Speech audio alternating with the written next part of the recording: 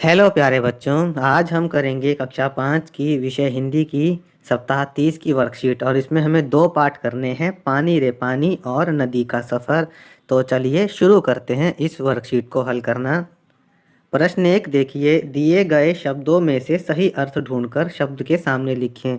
कुछ शब्द दिए गए हैं, जहाँ से पानी मिलता है, रोकना, बहुत बड़ा, घुमावदार, समान भूमि और पृथ्वी के भीतर का जल।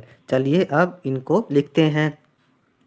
जैसे थामना, इसका अर्थ होता है रोकना। विशाल का अर्थ होता है बहुत बड़ा। समतल का अर्थ होता है समान भूमि। जल स्रोत, जहाँ से पानी मिलता है। भूजल का मतलब होता है पृथ्वी के भीतर का जल। और विसर्प का मतलब होता है घुमावदार, यानी इस तरीके की आकृति वाला, इसको हम विसर्प कहते हैं। आगे बढ़ते हैं प्रश्न 2 की ओर। कारण लिखिए। 1, नलों में पूरे समय पानी नहीं आता क्योंकि लोगों ने लालच के कारण तालाब और कुओं को बंद कर दिया है, जिसके कारण ज़मीन का जलस्तर कम हो गया है। 2, हम तालाबों और झीलों का महत्व भूल गए हैं क्योंकि हम आधुनिक तकनीकों को प्रयोग करके आसानी से जल प्राप्त कर रहे हैं। हमें आसानी से जल मिल जाता है तो हम तालाब और झीलों को भूल गए हैं।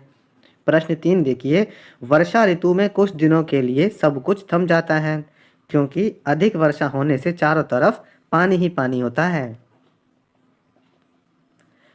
चौथा देखिए, पानी को लेकर आपस में तू मैं होने लगती है क्योंकि प्रत्येक व्यक्ति पानी की कमी के कारण जल्दी पानी भरना चाहता है।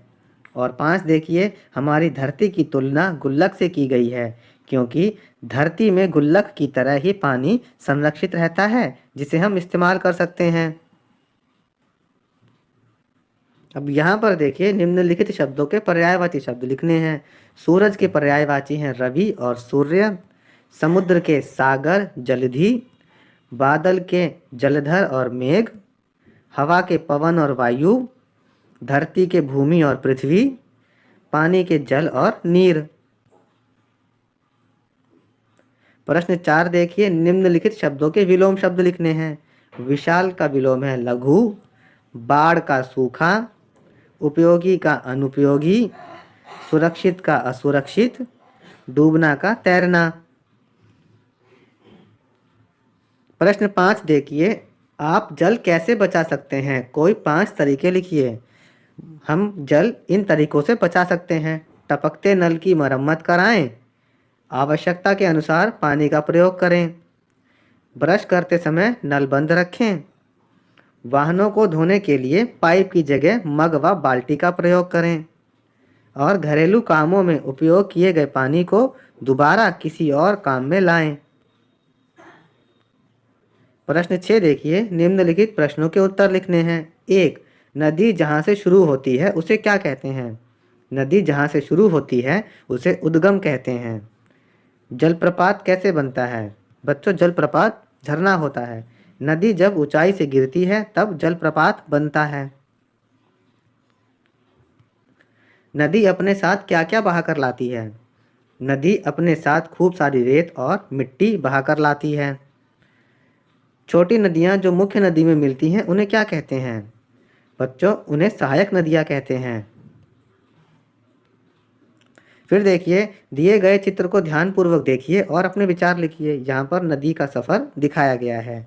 चलिए अब हम अपने विचार लिखते हैं। नदियों का उद्गम पर्वतों से पतली धारा के रूप में होता है।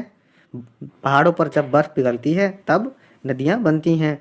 नदियों का जल शुरुआत में बहुत ही स्वच्छ होता है, जिसे हमें गंदा नहीं करना चाहिए। नदी का सफ़र बहुत लंबा होता है। इस सफ़र में नदी हमारे लिए बालू, रेत, उपजाऊ मिट्टी आदि बहाकर साथ लाती है। नदियों के पानी के द्वारा ही हम खेतों की सिंचाई करते हैं एवं अपने अन्य कार्यों की पूर्ति करते हैं। नदी का पानी पशु पक्षियों द्वारा भी उपयोग किया जाता है और इस तरह नदी अपना सफ़र तय करते हुए समुद्र में जाकर मिल जाती है। बच्चों, यहाँ पर हमारी ये वर्कशीट खत्म होती है। अन्य विषयों की वर्कशीट के उत्तर के लिए आप हमारे चैनल पढ़ो इंडिया को सब्सक्राइब ज़रूर करें।